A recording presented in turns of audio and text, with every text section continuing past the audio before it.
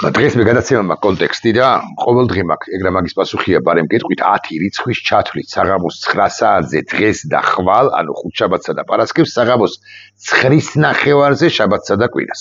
ხო და აი ამაზე გისკდება თავი, ფიქრობ, სტუმარი ვინ უნდა იყოს, რა უნდა თქვა, რა უნდა უთხრა საზოგადოებას, მიმდინარე მოვლენები ემთხვევა აიგუში და ემთხვევა მაგალითად მზია ამაღლობელისა და გიორგი ახობაძის ამბავი, ხო, ბუნებრივია რომ რაც არ უნდა გქონდეს კარგი რამ მოფიქრებული, იმ ამბებს როგორც ასეც ვერაცდები, იმიტომ რომ შენ უნდა ილაპარაკო მზიაზე როგორც საქართველოს სინდისზე, გიორგი ახობაძეზე როგორც საქართველოს სინდისზე, უნდა ილაპარაკო სხვა პატიმრებზეც და დღესაც განა არ არის ცხელი ამბებია, მაგრამ დღეს კიდევ ერთი გამორჩეული ამბავია. ამ გამორჩეულ ამბავს ქვია 17 წლის თავი რუსეთის მორიგი შემოჭრიდან საქართველოში, ანუ 2008 წლის ომიდან 7 აგვისტოს შემოვიდნენ, სწორედაც რომ რუსები არა 8 აგვისტოს 9-ში, 10-ში, 12-ში ან ქართული ოცნებას მიაჩნდნენ რუსეთთან შემოსულან, არა 7 აგვისტოს, მანამდე 6-ში, 5-ში, მაგრამ აი ეს 58 არმია უკვე აქ იყო 7 აგვისტოს, მე ამას ვიდეო ბლოგიც მოძღვენი და ამაზე მექნება სწორედაც რომ საუბარი კონტექსტში, რომელიც საღამოს 9 საათზე დაიწყება.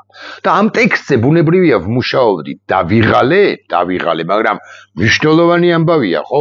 ჩემი სიტყვა, ჩემი მოსაზრება, ჩემი პოზიცია მე მსურს რომ გაგაცნოთ და ასევე გაგაცნოთ იმ 2-3 რესპონდენტის მოსაზრებანი იმასთან დაკავშირებით, რასაც აკეთებს რუსეთი საქართველოში, რატომ აკეთებს, ჩვენ როგორ და შეუპირისპირდეთ და ასე შემდეგ დაგასპოილერებთ. თავდაცყოფილი მინისტრი დავით სიხარულიძე და ექსპერტი კიბერ უსაფრთხოების ექსპერტი ანდრო გოცირიძე იქნებიან ჩემი სტუმრები კონტექსტში. ეხლა ამ თემებზე რომ მოვჩი საუბარს, რომ დავასრულე და დავწერე ტექსტი კიდეც, ეს ტექსტის ნაწილი მაინც ასე ვიტყვი, ისე რომ დღევანდელი ამბები ჩართული არა მაქვს ჯერ კიდევ. აი, ამაზე კიდევ უნდა ვიმუშაო, ამ რამდენიმე საათის განმავლობაში 5 ხდება. ხო, ამასობაში გამოხსენდა ამ ტექსტზე მუშაობისას მაგალითად 1802 წლის 12 აპრილი. რა ხდება ამ 1802 წლის 12 აპრილს და რუსები ქართულ საზოგადოების ნაწილს სიონის საკათედრო ტაძარში გააცნობენ ალექსანდრეს მანიფესტს. ალექსანდრეს მანიფესტს მიღებულს ჯერ კიდე 1801 წლის სექტემბრის თვეში 7 თვიანი დაგვიანებით. ეს გამახსენდა, ყველაფერი ხო არ გახსოვს, ხო? ვინ რა თქვა, ვინ რა ქნა და მე შევედი ისტორიულ წყაროებში, რაც ონლაინ არის, მოდი ასე ვიტყვია, რომ წიგნებში არ მიქექია. და აი წიგა ონლაინ წყაროებში აღმოვაჩინე ის, რაც ვიცოდი პრინციპში და ამის ჩაწერაც მომიწია, ივანე ჯავახიშვილის სიტყვები ამასთან დაკავშირებით, ამ სიმონე ჯავახიშვილი როგორ გვიამბობს ამ ამბავს.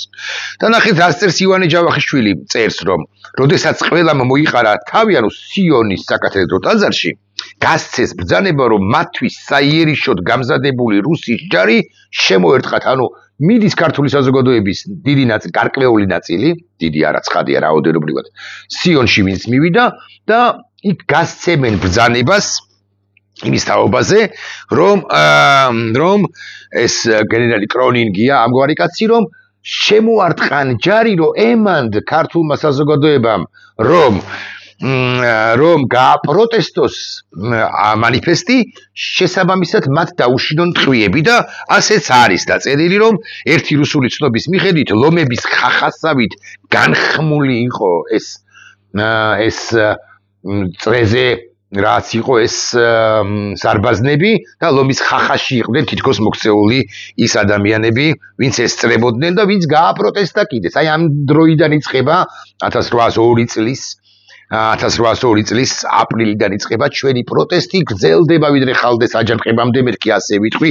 ამას კი აღარ ვამბობ სიმართლე გითხრათ, იმიტომ რომ ძალიან გრძელი ტექსტიც არ მინდოდა რომ გქონოდა კონტექსტში და აპერე გადმოვდივარ ცხადია ისე 2008 წლის ამბავს ვუბრუნდები, მე ხსნი შეძლების დაგვარად რატომ არის 2008 წლის გაგრძელება, ყირიმის 2014 წლის ამბავი, რასაც შეცდა დასავლეთი, 2022 წლის უკრაინის ამბებსაც შევეხები, ასე შემდეგ და ასე შემდეგ. ამ ამბავში ეს რომ დავამთავრე, რამეზია ჩემი ვიდეო ბლოგი, რომ მე იმას კი არ ვიმეორებ, ეხლა რაც რომ თქვა კონტექსტში 4 საათში დაახლოებით კი არა ზუსტად 4 საათში არა მე დავამთავრე ამ ტექსტზე მუშაობა და ათოსაც ველაპარაკე ანდროსაც ველაპარაკე უბრალოდ ინგა ელაპარაკა ჩემი მეუღლე და პროდიუსერი და ასე შემდეგ ყველაფერი უკვე დავარცხნილია ეს გადაცემა კარგად არის ჩამოყალიბებული ვიცი ბექგრაუნდში რა კადრები უნდა იყოს ვიცი როდის რა პაუზები რა ამოსუნთქვები უნდა მქონდეს ასაკვირველი ყველაფერი ვიცი ბევრი რამ ვიცი ყოველ შემთხვევაში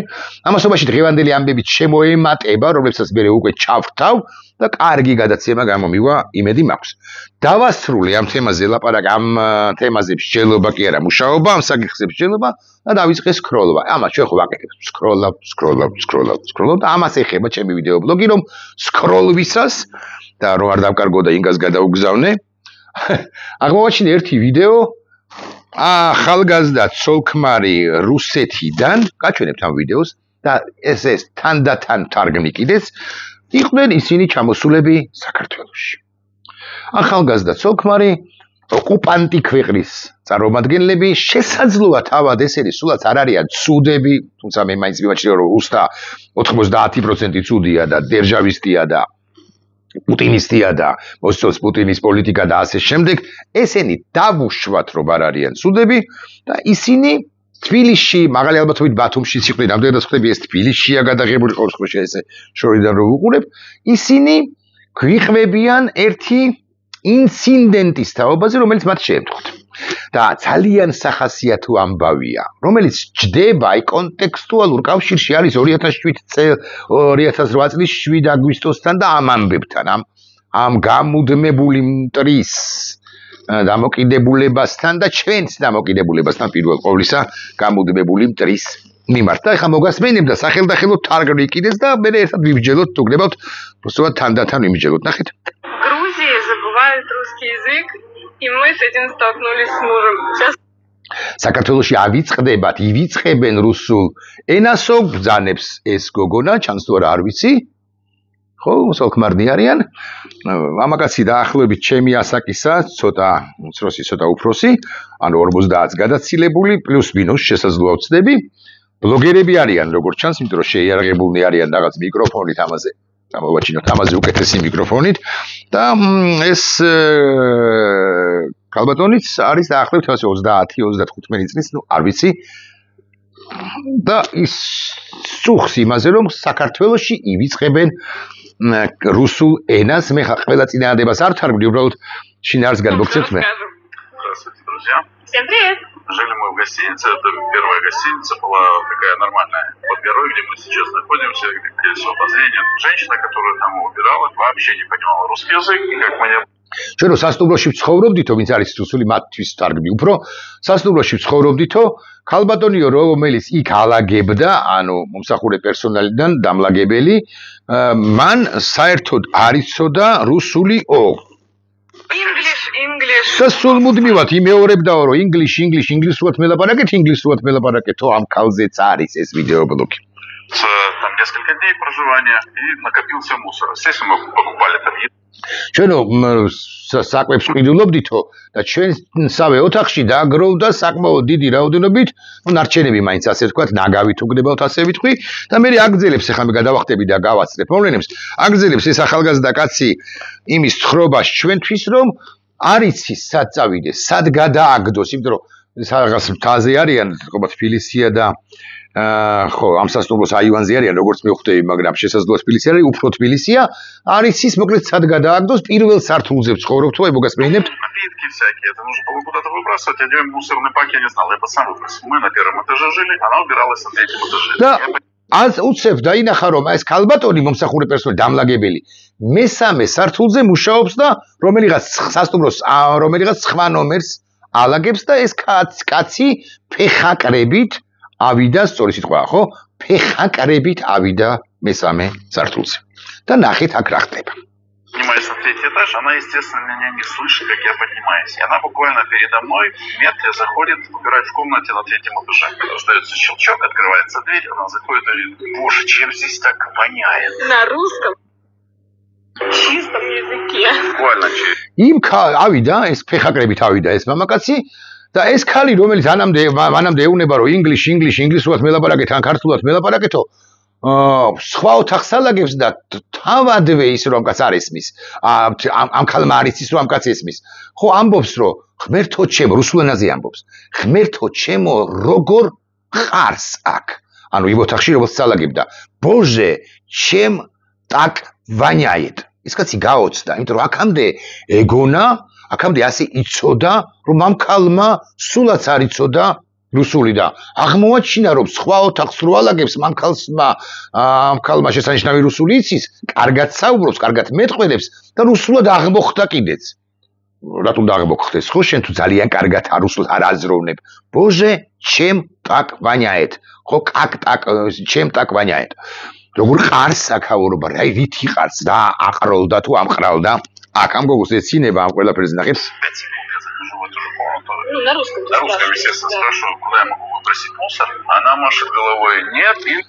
და ამის გამო დარწმუნდა რა ეს კაცი, რომ ამ ქალმა იცის რუსული, მიუტრიალდა თუ პირველ სართულზე შეხვდა და ეუბნება რუსულად მიმართავს, რომ მითხარით თუ სად გადავაგდო ეს ნაგავიო, ჩემი საკუთარ ნაგავზე ლაპარაკობს, ნარჩენებზე. და ეს დამლაგებელი ქალი, რომელმაც 3 წუთის წინ ასე წარმოთქვა, ბოჟე ჩემ так воняет, ამბობს რომ მე რუსული არ ვიციო, ინგლისში მელაპარაკეთო. ან ინგლისში, ან ჯორჯიანო. ინგლისში, ჯორჯიან. მე იღებს თურმე რაღაც ტელეფონს, ხსნის რაღაც აპლიკაციას. Или грузинский. Я не знаю инглиша, она включает свой телефон, начинает по-грузински говорить в этот телефон. Идет время, то есть я стою над ее душой. ხო, ეს ქალი ხსნის რაღაც აპლიკაციას, ქართულად ელაპარაკება აპლიკაციას. არ გამოსდის რაც მთავარია, რაც ძალიან მთავარია, ვიცი და მნიშვნელოვანია, ანუ ვერ აპლიკაციის საშუალებით ვერ უთარგმნის ამ სტუმრებს იმას ის თქმაც უნდა. Она стоит возле меня рядом. Она сначала отключала телефон, открывала это приложение, говорила туда текст, ковырялась там пальцем, ничего не получилось. Читებსად კაპუნებსო, მაგრამ არაფერი არ გამოსდისო, ატყაპუნებსო. Она опять проделывает эту же манипуляцию, ничего у нее не происходит, она просто выхватывает у меня. და მე უგზებ წაღლიტა გამოვართვა ეს ნაგვის პარკი, სავარაუდოდ და გაეცალა. აი ამის შემდეგ უკვე ამ გოგოს კომენტარია. То есть столько проблем, когда она могла просто ответить на русском языке. არადაო, ამ ხელა პრობლემები შეიქმნაო, როცა მას თავისუფლად რო საუბრობს რუსულად, თავისუფლად შეეძლო ეპასუხა ჩვენთვის რუსულ ენაზეო. Пару фраз, она знает этот язык. Она знает этот язык, ანუ მან ამ ქალმა იცის ეს რუსულიო და За 2 секунды она его забыла. და 2 წამში დაავიწყდაო. Так очень много где люди себя ведут таким образом, русского они не понимают, хотя понимает его 99. და ესეო ბევრს განვეჩეხებით ამგვარ პრობლემასო რუსული მათ არ ესმითო, თუმცა 90%-ო, ანუ აჩვენებენ რომ არ ესმით, მაგრამ 90%-ს რუსული სწორედაც რომ ესმის და რუსულად საკმაოდ კარგად ლაპარაკობს 90% აი ამ პრობლემას შევეჩეხეთ თქვენ ძვირფასო რუსებო ალბათ რუსებისთვის არის მაინც ეს ვიდეო ჩაწერილი ანუ ვინც აპირებს გამოგზავრებას აზიმუტის ავიარეისებით საქართველოში ჩამოსვლას და დროის გატარებას რო იცოდეთ ესეთი პრობლემები შეხვდებათო საბოლოო ჯამში ამასაც ემსახურება ეს ვიდეო ბლოგი ცოლ-ქმარისა Просто если бы люди действительно не знали язык, это არა მართლა რომ არ იცოდნენ ეს კიდე არ იქნებოდა გასაკვირი მაგრამ იციან ეს გოგო ერთება იციან ეს ოხერი და ტიალიო რუსული ენაო და აი თითქოს ჯინაზე არ საუბრობენო один вопрос. А так как люди знают, и мы видим, что они знают, они понимают каждое наше слово, каждый наш вопрос, но не отвечают, зачем так делать? Зачем так делать? ეს გაიპარა ეს დამონტაჟებული ვიდეოა. Зачем? რატო აკეთებენ ამას? ხო მე რუსულად თქვა? არ დახავენ თორე რუსულად ვიტყოდი. Затем витყვი მაინც ვიღაცამ შეიძლება ნახოს. Потому делают так жители Грузии, что не конкретно вас, а вообще русское государство, грузинский народ и жители Грузии, не только грузины, но и все народы и народности, которые проживают на территории Грузии, свободной Грузии, они ненавидят в прямом смысле этого слова, и вы должны это прекрасно понимать. Возможно, это они свою ненависть они не выявляют бытие в каждодневных отношениях с вами, но вот ярый пример того, что они с вами не разговаривают на вашем родном языке, понимая русский, но не разговаривая с вами абсолютно демонстративно, это ярый пример того, что русское государство для грузинского общества, для конкретных людей грузинского общества является вражеским государством, и причины вы должны искать у себя дома, в Кремле, в ФСБ и в голове вашего президента. На этом внимание не акцентировать, это просто наши мысли вслух. Зато шикарная кухня. Опа! Зато шикарная кухня, ანუ შესანიშნავად, შესანიშნავი სამზარეულო აქვთ ქართველებს და ისინი კი არ გველაპარაკებიან რუსულად, მაგრამ შესანიშნავი სამზარეულო კი აქვთ ქართველებსო, საქართველოს შესანიშნავი, დიახ, საქართველოს აქვს შესანიშნავი სამზარეულო, მე რომ მკითხოს კაცმა, საუკეთესო მსოფლიოში, სხვას რომ მკითხოს, შესაძლოა საუკეთესო სულაც არა, მაგრამ ის სხვაც იმ ქვეყნის წარმომადგენელი უნდა იყოს, რომელსაც, ანუ ქვეყანას აქვს თავად აქვს გენიალური სამზარეულო, აი, თუ გაგვეჯიბრებიან, ეგ არ ვიცი. მაგრამ რუსებისთვის ეს რასაკვირველია, შიკარნაია კუხნია, изысканное грузинское вино და ასე შემდეგ, ანუ წყირვალე ქართული ღვინო და ასე შემდეგ, მაგრამ ესენი ელარჯის მწელა, ელარჯისა თუ საცივისა თუ გოჭის ხორცისა და ჭამისთვის ხო, აქ ამგვარი დროის გატარებისთვის ჩამოდიან, მაგრამ უნდა იცოდნენ მათ, რომ არანაირი ლოიალური დამოკიდებულება არ გვაქვს და მით უფრო არ გვექნება მაშინ, როდესაც ხელისუფლება შეიცვლება, ანუ ის პოლიტიკური კლასი, რომელიც მართავს ქვეყანას და რომელსაც ექნება ამათზე ბევრად სწორი ღირებულებითი დამოკიდებულებები ამ საკითხის მიმართ.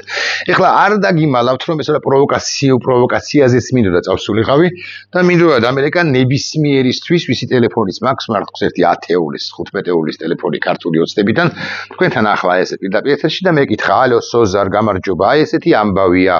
შენ როგორ აფასებ, პირობითად სოზარ გია ვოლსკი, შენ როგორ აფასებ, მამუკა მდინარაძე, შენ როგორ აფასებ და ასე ვისიც მაქვს.